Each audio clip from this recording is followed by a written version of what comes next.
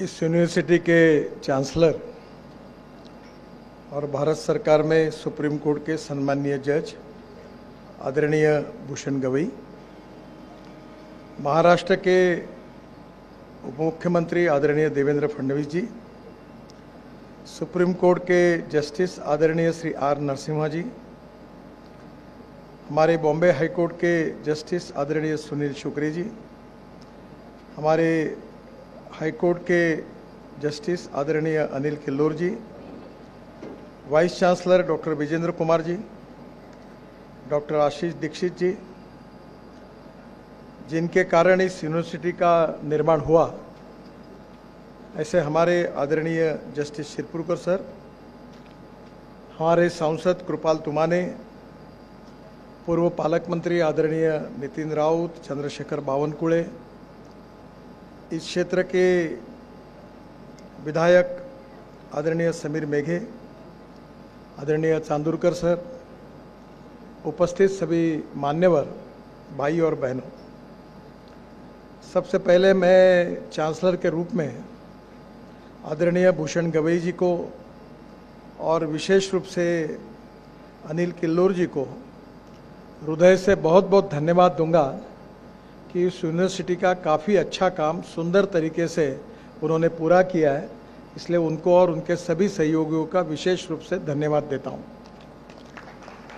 जब इस यूनिवर्सिटी के निर्माण के बारे में जस्टिस बोबड़े जी ने मुझे और देवेंद्र जी को बुलाया था और उस समय देवेंद्र जी ने इस यूनिवर्सिटी के लिए वो निधि भी मंजूर करके दिया।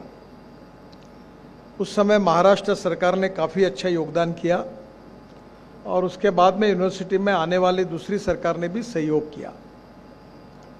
आज मुझे खुशी है कि जब पहली बार मैंने प्रेजेंटेशन देखा तो बोबड़े साहब के सामने देखते हुए मेरे मन में काफ़ी डाउट्स थे, क्योंकि थोड़ा बहुत कंस्ट्रक्शन का होने के नाते मैं देख रहा था कि ये कैसे बनेगा। तो आज मुझे देखने के बाद लगा कि प्लान भी अच्छा है, एग्जीक्यूशन भी अच्छा है और पीडब्ल्यूडी के लोगों को भी धन्यवाद देने का मौका कम मिलता है तो उनको भी मैं धन्यवाद दूंगा कि काम ठीक हुआ है। ये university state of art university है। It is a great pleasure and pride for all Nagpurians that we have this university.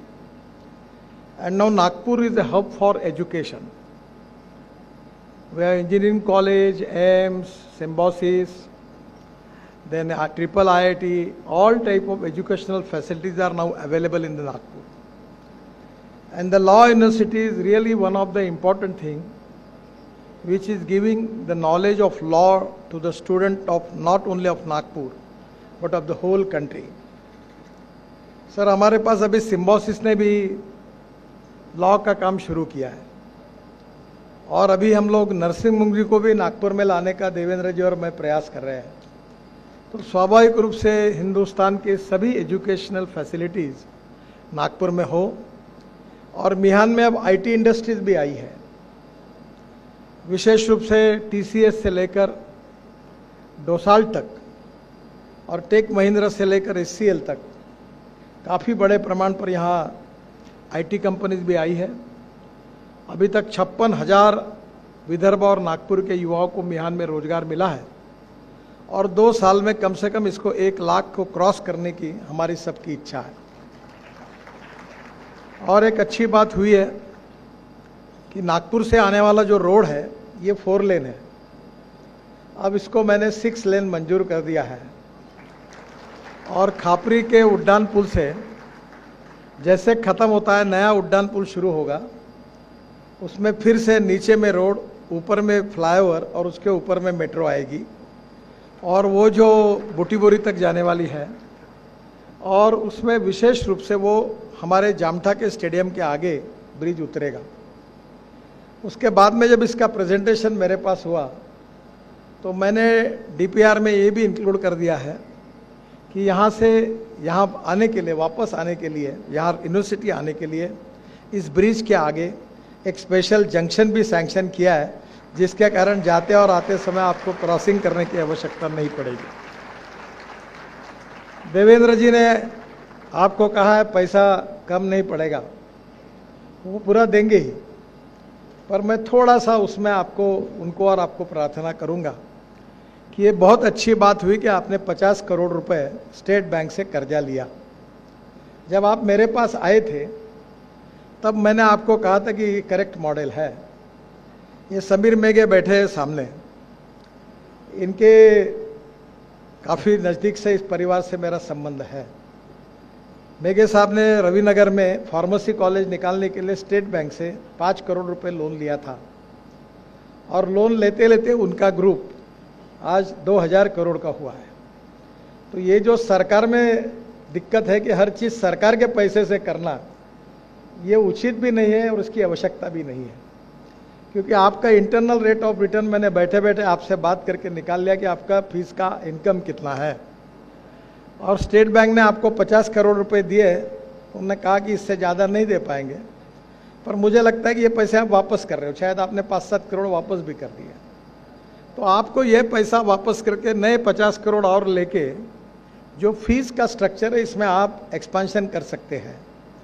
तो अभी कभी कभी मैं मजाक में कहता हूँ कि बिना अनुदान ये सरकार की इंडस्ट्रियल पॉलिसी है। आजकल एजुकेशन इंस्टीट्यूशन का इंटरनल रेट ऑफ रिटर्न बहुत अच्छा है, तो सरकार का कैपिटल बीच कैपिटल करके यूज़ करके आप अगर लोन निकालते रहोगे तो आप यूनिवर्सिटी 1000 करोड़ की 1500 करोड़ की बना सकोगे। देखिए, जो गरीब है उसको फुकट में देना है, और जो दे सकता है उससे लेना है। That is the principle of welfare state. तो मुझे लगता है देवेंद्र जी के कोई पैसे कम नहीं होंगे, जितने आप मांगेंगे वो देंगे। नहीं तो मेरे कहने से इसका अर्थ ये नहीं निकलना चाहिए कि देवेंद्र जी बोलेंगे कि अब नितिन जी ने ये मार्ग बताया तो ग्रांट देने की जरूरत नहीं, ऐसा नहीं है। वो निश्चित रूप से देंगे, पर आगे का इसका जो एक्सपांशन है और बड़ा बनाइए। लो मिस क्राइम, मैं रोड में काम करता हूँ तो मैं कभी पैसे की बात ही नहीं करता। मेरे बजट 1,20,000 करोड़ का, और मैं रोड हर साल 5 लाख करोड़ के बनाता हूँ, तो मैं मोनिटाइज करता हूँ और मुझे कोई पैसे की कमी नहीं है। अब बैंक के चेयरमैन मुझे आकर कहते हैं, कोई बोलता मेरे 25,000 करोड़ लो, कोई 30,000 करोड़, मैं बोलता कौन ज़्यादा रेट कम देगा। तो अभी एक बैंक ने 5.85 कोट किया, मैंने बोला इससे ले लो। तो पैसे की कोई कमी नहीं है, और इसलिए धीरे धीरे दोनों मार्ग से भी आप चलिए। तीसरी एक बात आपने बहुत अच्छी की कि आपने यहाँ पेड़ लगाने के बारे में निर्णय किया, इसको ग्रीन सिटी बनाइए। और आप हमें बहुत खुशी है कि इस रोड के आजू बाजू में काफ़ी बड़े प्रमाण पर ग्रीनरी तैयार करने की हम कोशिश कर रहे हैं। अभी हमारा फेज़ 2 मेट्रो का मंजूर हो रहा है, और देवेंद्र जी से अभी मैं ये रिक्वेस्ट करूंगा कि नागपुर में जो हमारा मेट्रो पूरा हुआ है उसका भी इनॉग्रेशन हमको तुरंत करना है। तो पारडी से लेकर या फिर आगे कनान से लेकर हम बूटीबोरी तक मेट्रो से जाएंगे, और इसके लिए साधारणतः ये काफ़ी फास्ट मेट्रो, अभी ब्रॉडगेज मेट्रो भी हम शुरू कर रहे हैं। तो यहाँ गुमगांव के पास अच्छा स्टेशन बन रहा है, तो स्वाभाविक रूप से ट्रांसपोर्ट के दृष्टि से आपकी सभी सुविधाएं दूर होगी और इस जगह को प्राइम इम्पोर्टेंस आएगा। रिगार्डिंग लॉ के बारे में यहाँ रिसर्च भी है और नॉलेज भी है, और निश्चित रूप से आदरणीय गवई साहब, नरसिम्हन साहब, हमारे सम्माननीय हाईकोर्ट जज सब यहाँ उपस्थित है।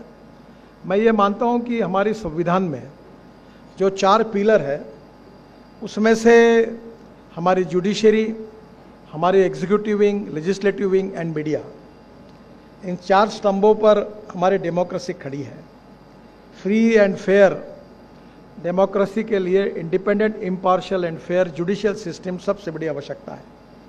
जैसे देवेंद्र जी ने कहा कि कोई भी इन्वेस्टमेंट आने के पहले वो हमारे सिस्टम को देखते कि यहाँ क्या स्थिति है, और इसलिए स्वाभाविक रूप से जैसे जैसे क्वालिटेटिव चेंज हमारी नॉलेज में हो रहा है, और अक्सर हम इस बात के पक्षधर है कि innovation, entrepreneurship, science, technology, research, skill and successful practices, we name it as knowledge and conversion of knowledge into wealth is the future.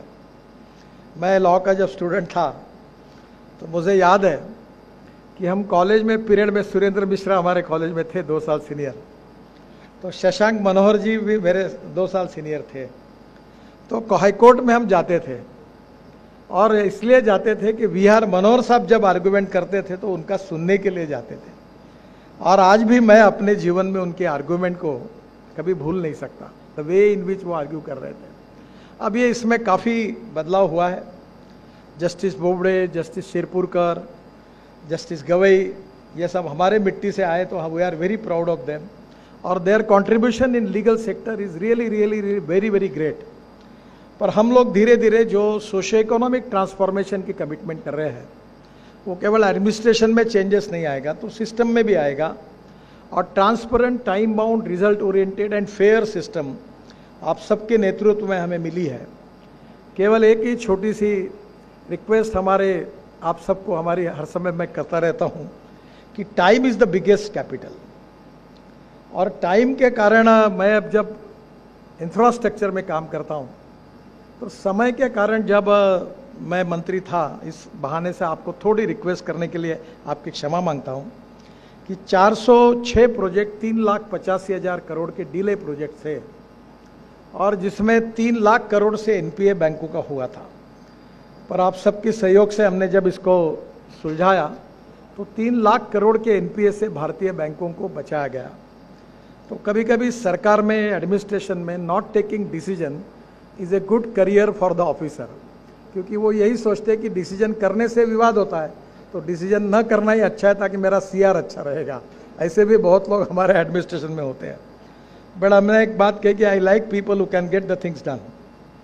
So naturally अभी काफ़ी इसमें आदरणीय मोदी जी के नेतृत्व में काफ़ी एडमिनिस्ट्रेटिव रिफॉर्म हुए। और अभी जब कैबिनेट में विशेष रूप से ट्रिब्यूनल्स और बाकी बातों की चर्चा हुई, तब अक्सर मैं लॉ मंत्री जी को और प्रधानमंत्री को कहते रहा हूँ कि भाई whatever the decision may be, it is a right of the judiciary to give the decision, it should not be influenced by anybody.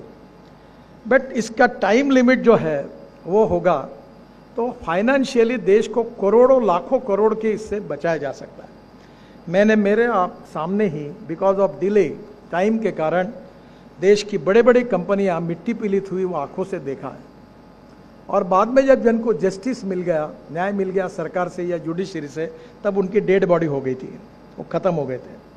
तो मुझे बहुत खुशी है कि आप सब लोग हमारी ये सिस्टम में आप हमको, मैं कोशिश कर रहा था कि हमारे रोड इंडस्ट्री का, रोड ट्रांसपोर्ट इंफ्रास्ट्रक्चर का भी कोई चेयर यूनिवर्सिटी में बने, हमारी कंपनी लॉ की चेयर बने, और आने वाले समय में world standard and successful practices के साथ हमारा लॉ का भी नॉलेज और हमारी सिस्टम की अपग्रेड हो up to the standard of international standards.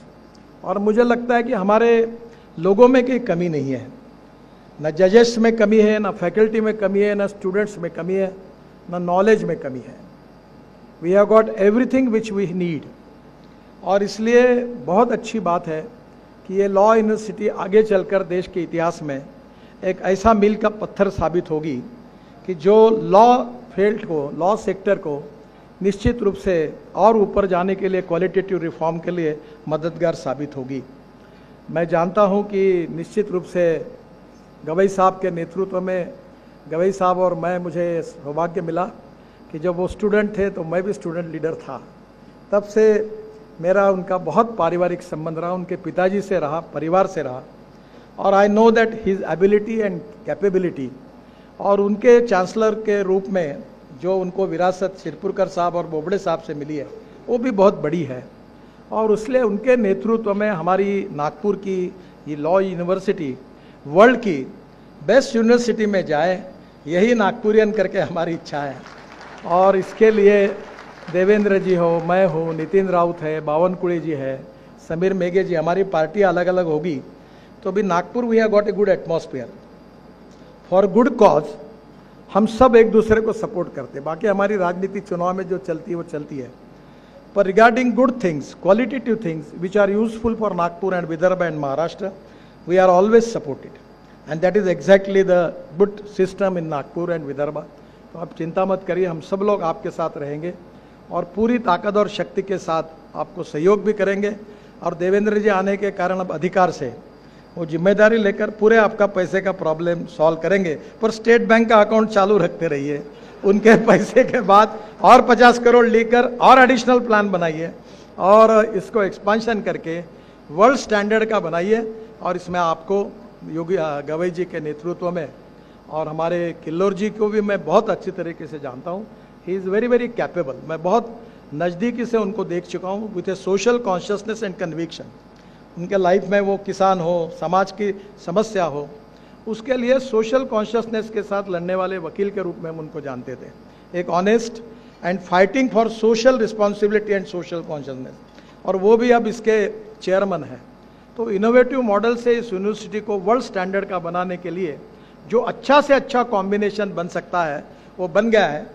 और वो मैथमेटिक्स का सिद्धांत तो मैं अक्सर याद रखता हूँ कि ए नाम के व्यक्ति ने ए स्क्वायर काम किया और बी नाम के व्यक्ति ने बी स्क्वायर काम किया, तो total work is a square plus b square. But when a and b comes together, thinks together and works together, a plus b bracket में स्क्वायर, इसका जवाब आता है a square plus b square plus twice a b. And thus twice AB is a result of collective team spirit. So collective, qualitative, good team spirit behind the university is the basic strength of the university. And उसके साथ ये world की best हमारी university बनेगी, institution बनेगी। इसी शुभकामना के साथ बच्चों को, विशेष रूप से हमारे विद्यार्थी मित्रों और मित्रों को भी मैं बहुत बहुत शुभकामनाएं देता हूं उनके उज्ज्वल भविष्य के लिए, और अपनी बात समाप्त करता हूं। धन्यवाद। लाल मातीतली कुस्ती म्हणजे